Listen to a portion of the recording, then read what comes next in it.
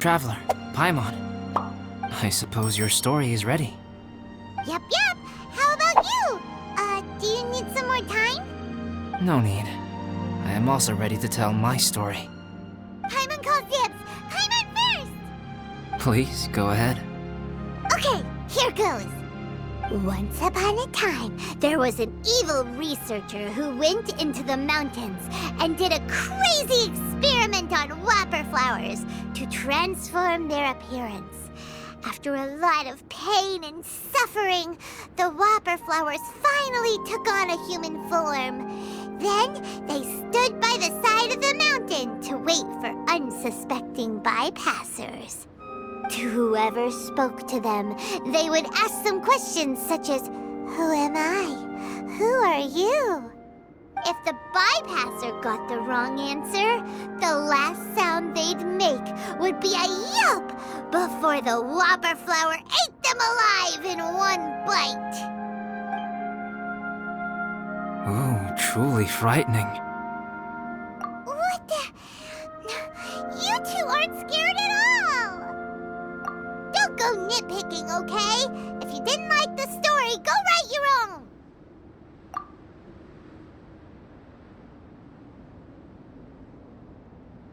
In other words, the whopper flowers would ambush and then completely replace their victims. And then what? Go back to where the person lives? Enter their home? Eat their whole family? Paimon made up this story, but now Paimon's the one who's scared by it. It's a good story.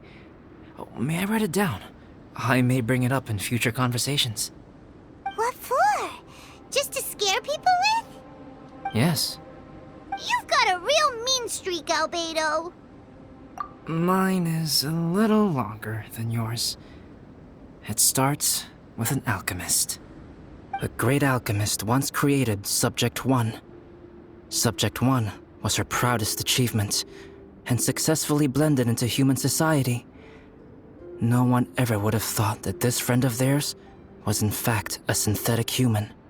However, unbeknownst to Subject 1, the alchemist had tried the same experiment many times before he had come into being. Some of the rejects from failed experiments had been discarded, but had not died. Subject 2 was one such failed experiment. He was swallowed by a great dragon that came to rest upon a snow-swept mountain. Many years later, he was resurrected by the dragon's mysterious power. He saw all kinds of people on the mountain, including Subject 1, who had somehow miraculously blended in among them. Never in Subject 2's wildest imagination had he thought it possible for experimental life forms such as they to deceive everyone so successfully.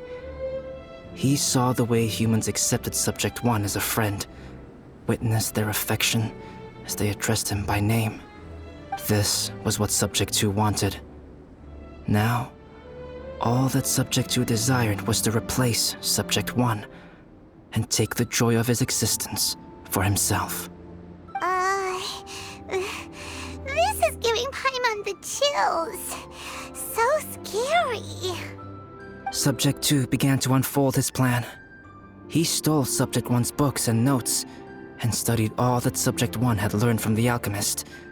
Subject 2 was highly intelligent, and he learned quickly.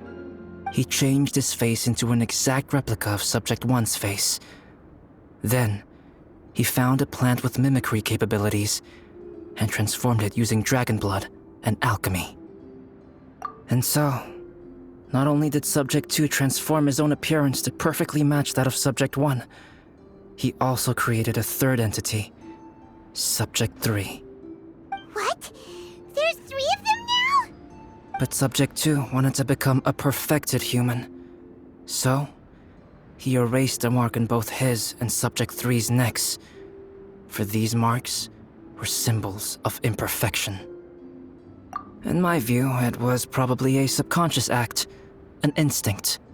He so desperately craved to become a perfect human being that he forgot something. Human beings are defined by their flaws. Subject 2's plan was meticulously crafted. Subject 3 would draw Subject 1's attention. After Subject 1 disposed of Subject 3, he would assume the threat had now disappeared and would let his guard down. The next moment that Subject 1 was alone, Subject 2 would make his move. He would eliminate Subject 1 and become the only one remaining. He would secretly replace the Subject 1 of everyone's memories and inherit his identity, residence, clothing, sword, name, and friends. People would have no idea that the individual they knew had become somebody else from one day to the next. This is way too scary. Paimon's never gonna be able to trust anyone again. But just before Subject 2 could carry out his plan, a unique stranger entered the mix. Subject 2 tried to make contact with this person, but found that they could somehow sense he was different from Subject 1. What's wrong? Are you scared? What happened then? What happened to the stranger? He became a new stage in Subject 2's plan. One more person that Subject 2 had to dispose of. It's as if there were 3 identical roses in a garden. Only one of the 3 was a fine specimen, while the other 2 were defective specimens that bore poisonous thorns. In all the world, only the gardener who tended to them could tell which was the good specimen. People do not like poisonous plants. Only a perfect rose can fetch a high price. If the inferior specimens wanted to conceal the fact of their worthlessness, they would have to take the gardener out of the picture, using their poisonous thorns. This is exactly what Subject 2 was thinking. So, he hid in the shadows and waited patiently. Maybe soon, he would get his chance to become truly human.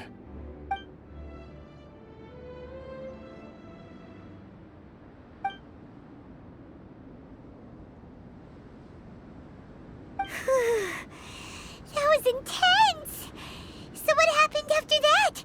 Did Subject 2's plan succeed? Paimon can't bear thinking about it. Fortunately, it is just a story.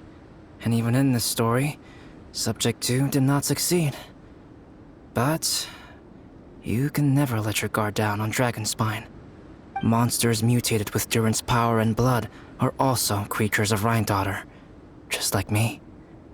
You must beware of all such creatures. I'm glad to hear that. It's okay. I know what I am. You and I are both different, so there is no need for me to hide the truth from you. The only thing is that sometimes, when I think about how mighty the power of alchemy is, I feel so small. As beings who set foot in this world, how arrogant are we in desiring to control our destiny and in desiring to create? Is creation an arrogant act, traveler? If not, why do we call the ones that created us and control us gods?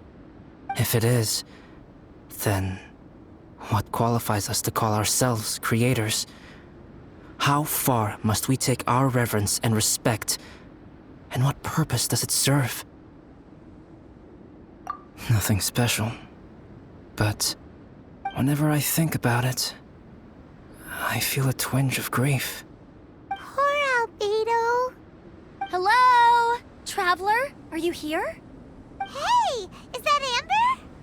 Thought we might find you here. We're here to deliver a message from Cyrus. There's gonna be a big event down at the base camp, and they want you there too, Traveler. Winter camp is nearing its end. Apparently, even provisional instructors are required to attend. Looks like we need to go, Albedo. Bye for now. Then I won't keep you. I have some things to attend to here, so forgive me for not seeing you down. Don't worry about it. There have been no issues getting up and down the mountain recently. Is everyone ready? Let's not keep them waiting. Who is this guy? Allow me to introduce Yozerv. He's Joel's father. Dad, this is that traveler I was telling you about. The Travelers helped me out loads in the past, and this time, we even built a snowman together. Joel has told me everything about you. I can't thank you enough. Wow! This is amazing! Wait a second. Why is Cyrus discreetly wiping tears away? And what is Pallid doing here? Pallid is the hero of the hour this time.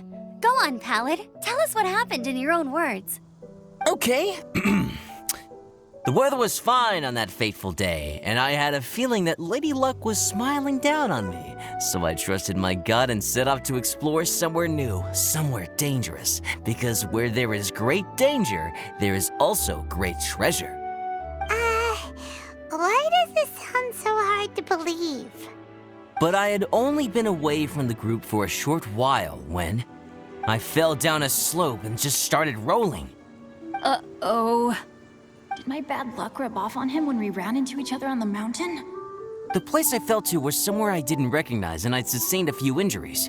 I remember thinking to myself, this is the worst luck I've ever had in my whole life. Then I met Yoserv. He'd heard the sound of me falling and came out to see what was going on. Huh? Wow! So it was completely by chance then? I thought he must have been someone from the Adventurers Guild here for the event, but after a few words of conversation, it was clear that he was having memory problems. He didn't even know his own name. The temperature was freezing, and there was no time to deal with all that there and then, so I convinced him to come back to the camp with me and figure everything else out after we got there. We got back to the camp, ran into Joel, and the moment he saw him, he froze for a second with this completely stunned expression on his face, and then he started crying out, "Dad! Dad!" That's when Yoserv suddenly started to remember. My memory has still not fully recovered, but Joel and his mother, they are the only ones that I will not, no, that I cannot forget. Daddy. Daddy's right here, Joel. Daddy's right here. Yoserf, don't you remember anything else at all? The poor princess, feeding the foxes? I'm sorry. I have no recollection. Maybe it's because of the head trauma. I'm not sure. I woke up and found myself covered in blood. My things were gone, and there was nothing to indicate who I was or how I got there. I crawled into a cave and settled in for a slow recovery. After my legs and feet were a little better, my hunting skills were what kept me alive. Dad, I was so worried about you. I'm all right now, Joel. Oh, don't cry. Daddy's not going anywhere. I'm here to stay. Oh, this is good. This is good.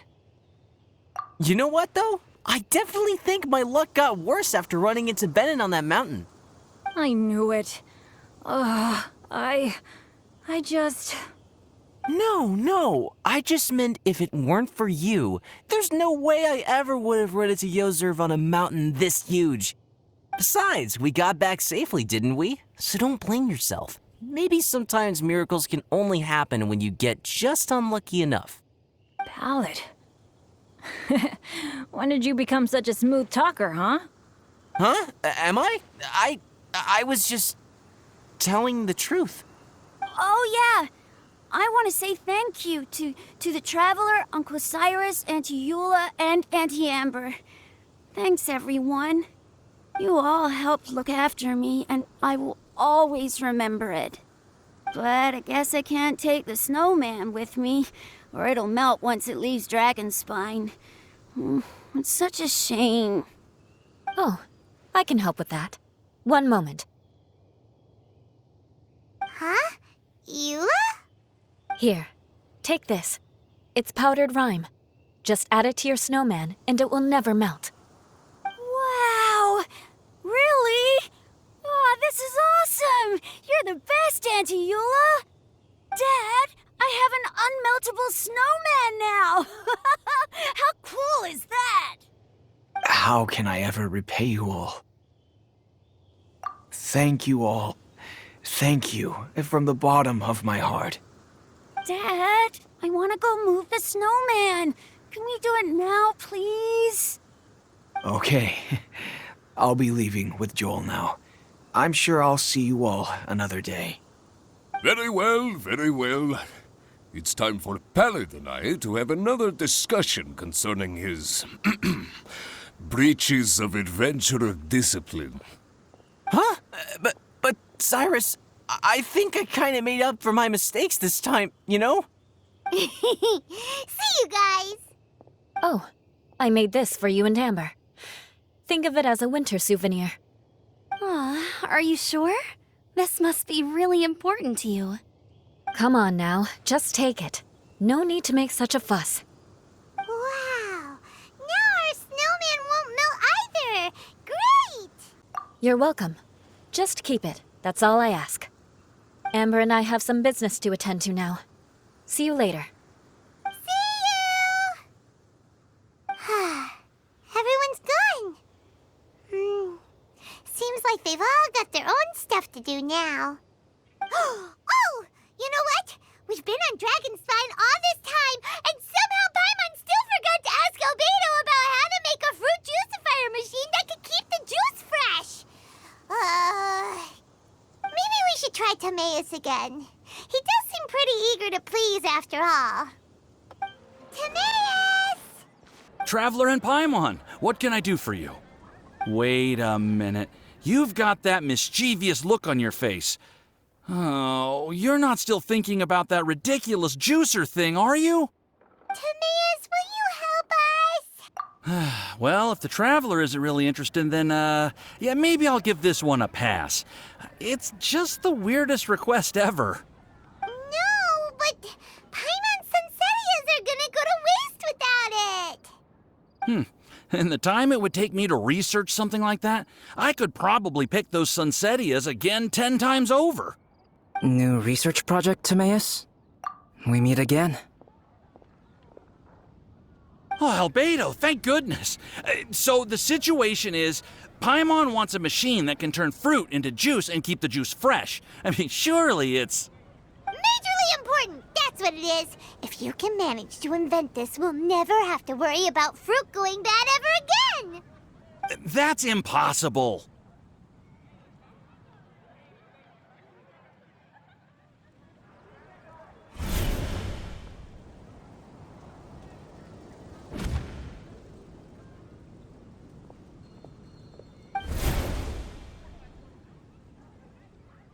Turning fruit into juice is not hard, but keeping it fresh is more difficult. But if you simply want to keep the fruit from rotting, there are many ways to achieve this. Right, Traveler?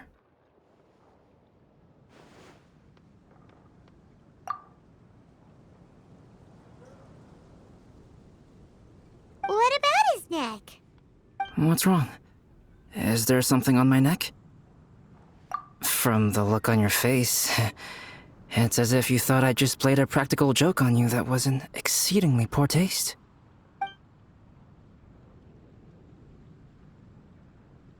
Albedo, you were saying, how do you stop fruit from going bad? Well, one way would be to bury your fruit on Dragonspine, where the snow never melts all year round. But then Paimon won't be able to eat them! You could always live on Dragonspine. No, too cold for Paimon. Or you can give the fruit to me, and I would take it to Dragonspine for you. But since you don't like the cold, you'd have to send someone else to pick them up when you want them. This is where you come in, Traveler. Suddenly sounds a lot more feasible with other people doing all the work. Okay then, shall we go with that idea? Fruit buried on Dragonspine will stay fresh for much longer. However, it is also possible that the fruit will sprout and grow into fruit trees. Who knows? Maybe the next time you visit, it will have grown into an orchard. You can water the trees, add fertilizer, and when they finally bear fruit, you will have some fresh Sunsettias. No way! Then Paimon will have to be a gardener. That's not the goal here. Oh? Well, I don't think being a gardener is so bad.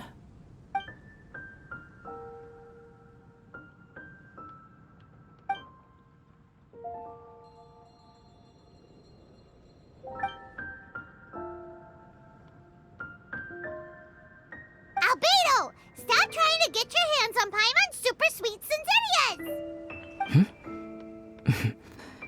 It bothers you, does it?